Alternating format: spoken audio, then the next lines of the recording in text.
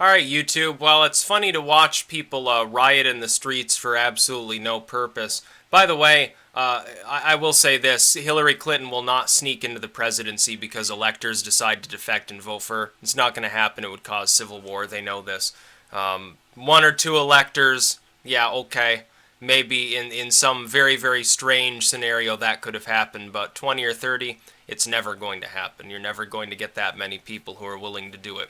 Right now, you've heard from MSNBC and Salon and HuffPost and all these other retarded rags, essentially, that Trump was in contact with Moscow while he was campaigning for the presidency. Aha, they say!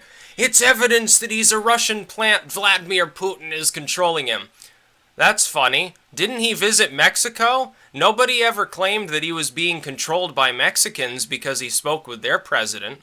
Nobody ever claimed that he was controlled by anybody else that he talked to except for Russia.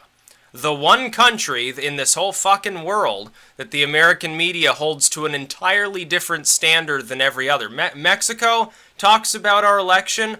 Oh, nobody cares. The British government talks about our election. Who gives a fuck? Obama goes over and tries to meddle in UK politics with the Brexit. Oh, no, it's just statesmanship. But Trump gets a phone call from Moscow, or at least it's alleged by one Russian diplomat that he did. And I don't, they're still denying it. Who knows if it's even fucking true? Oh, Trump is controlled by the Russians. See, we told you so. Are these people nuts? So let me get this straight. According to you, and Hillary Clinton seemed to echo this sentiment, which is why she honestly scared me.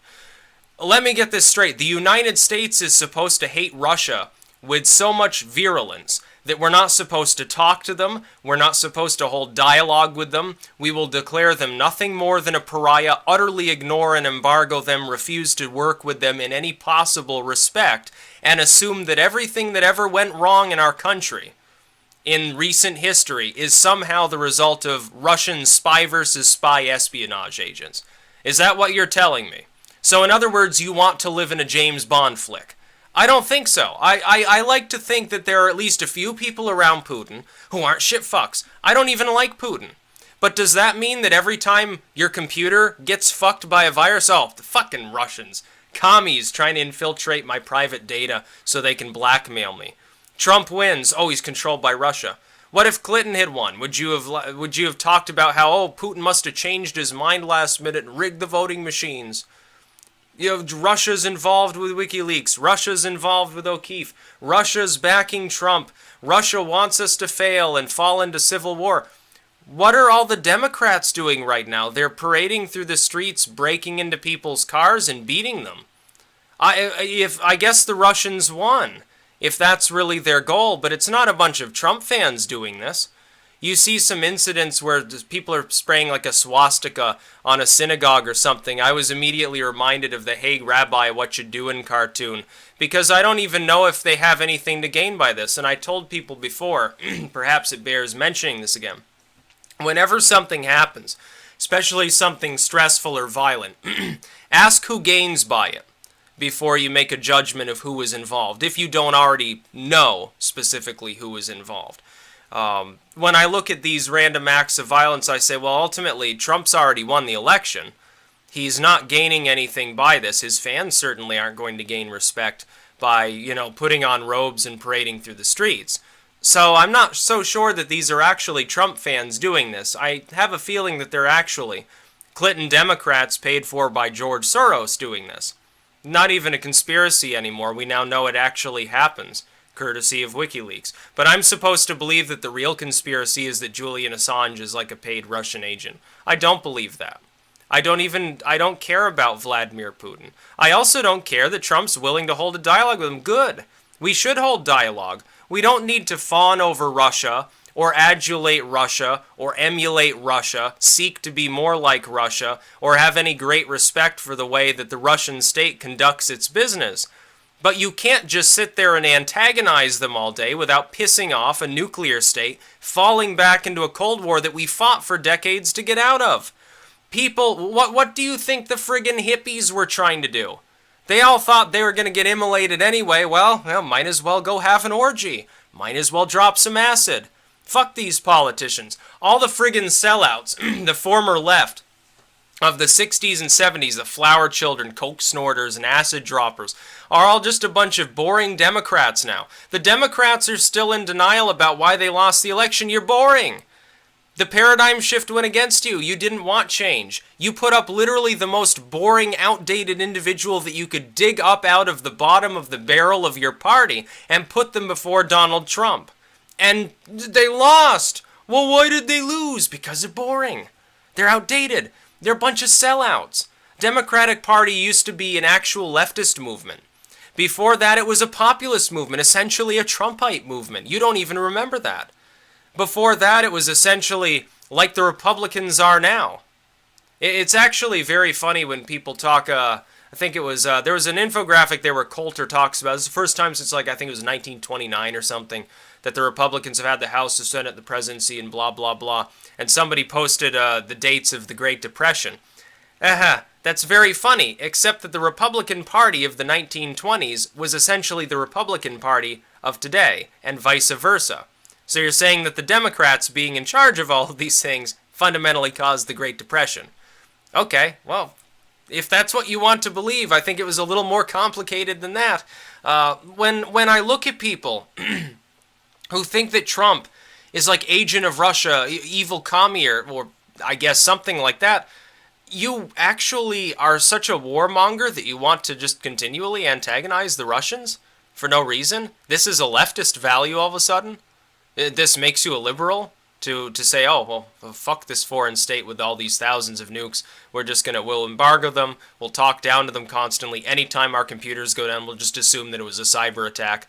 And you supported a candidate, by the way, and this was the kicker, who said that there could be a physical, not cyber response, not diplomatic response, a physical military response to cyber intrusion by a foreign state that fields thousands of nuclear weapons.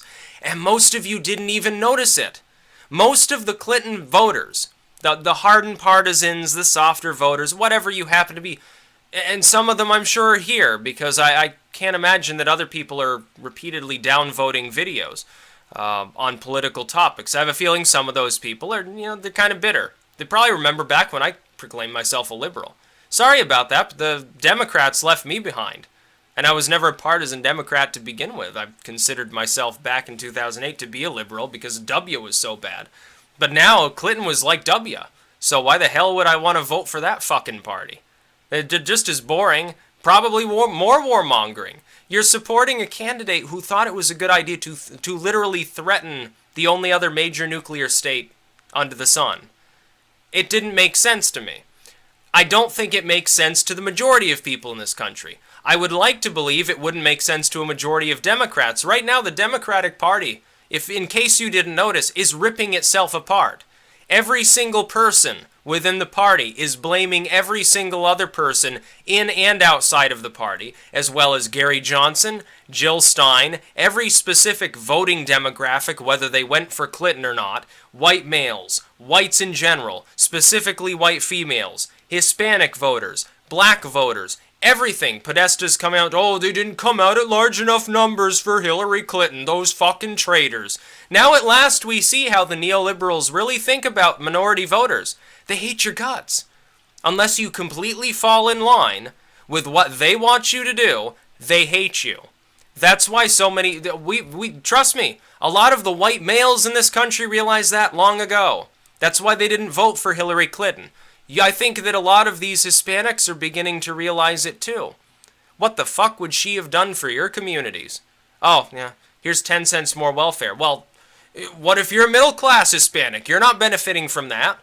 You have a job. She apparently thinks that you're just all on the dole or something like that. I can't think of a more bigoted state of mind, honestly. It's a lot more bigoted than, hey, people are going to get equal pay for equal work within my administration, aka Donald Trump or something like that. You don't have to be a hardened Trump fan. You don't even have to be a Trump voter. I think a lot of people who voted for Johnson and Stein also realize this about the Democratic Party. They're ripping themselves apart like wolves right now. You also see them vying for power. Howard Dean, of all people, who's already been the head of the DNC, wants the job back. He wants the job back because it's lucrative and he realizes, who else is there to head the DNC? Donna Brazil's just interim. Schultz can't do it. The Clintonians are hemorrhaging right now. Dean, in his defense, is not really a Clintonian. He's actually further left, which means I can't support him, but I guess it's a little bit better than Hillary Clinton maybe. He's actually a fiscal leftist and unrepentant about this fact. At least he's honest enough to admit that he is. Clinton sat there and pretended, oh, yeah, I'm not that far left. Well, that's true, but you're running supposedly under a far left banner when you're talking to black voters, when you're talking to an all-women's group, when you're talking to former Bernie Sanders supporters. You certainly pretended to be far left, but it was all just an act. That's why nobody came out to vote for you. Nobody gave a fuck. And the Clinton brand is dead. She's not going to get into the presidency because of some magic trick pulled by the Electoral College. It's not going to happen. Likewise, if Trump had lost by an electoral vote, those electors in Washington state, regardless of what you want to think, they would have damn well cast their votes for Hillary Clinton, because otherwise they'd be dead. And they know it, because there'd be a civil war that would break out, and they'd be public enemy number one to 50% of the population of the United States. They know better. Just trust me, they know better. They don't care about the popular vote. It's so close, nobody cares anyway. Trump probably carried it by a few 100,000 votes. Oh, does it even matter? No, it's basically a 50-50 split. We're talking about tens of millions of people, not a few hundreds of thousands of people. It's retarded to even care about it. But the media loves talking about the fact that Trump took a call from Moscow, supposedly, because again, his campaign denies it. I don't even care if they did. I mean, if it's true, don't even bother denying it. Nobody's going to give a fuck, other than people who think that you're a Russian agent. Well, if they think you're a Russian agent, they're not going to take you seriously anyway. They're probably going to keep hating you until you prove that, no, you're not turning us into, like, the USSR 2.0 or something. But at the same time, it's very funny to see these groups associated with the Clintons continuing to try to meddle, to do what they've been doing all campaign long, which is lie straight up to everybody. They are lying to you when they say this. Because who cares if he took a phone call from Moscow? I don't care. Any more than I cared. I gave him credit when he went down and he met with the president of Mexico, despite the fact that it did not go off without a hitch, largely, but not completely. It was a good move. It showed he had the ability to conduct diplomacy, something Hillary Clinton apparently cannot do. How is it a benefit to our country to have a president who is willing to piss off foreign nations before they're even elected?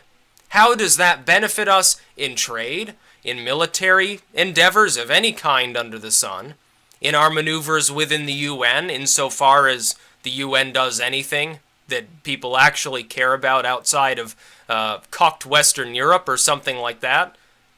Does it really help this nation? No.